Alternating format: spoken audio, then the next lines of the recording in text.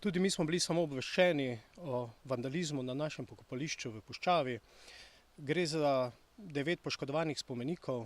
Izgleda, da je vandala oziroma več njih fejst zmotilo pokopališče, in sicer do te mere, da so s pokopališčem fizično obračunali, ne. In škoda je precej velika, uničenega je veliko spomenikov, tudi opreme v okolici pokopališča.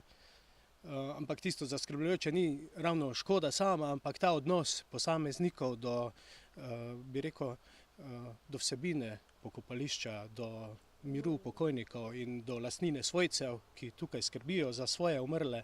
Tako da smo res žalostni in smo škodo tudi prijavili policijski postaji, zbirajo obvestila, podali bomo seveda kazenski pregon zoper storilce, pa tudi prosimo vse morebitne očividce, da če karkoli lahko pomagajo, da to sporočijo, pa tudi vsem, ki so neko škodo opazili ali pa jo še bodo, da to sporočijo policijski postaji Ruše oziroma na občinsko upravo.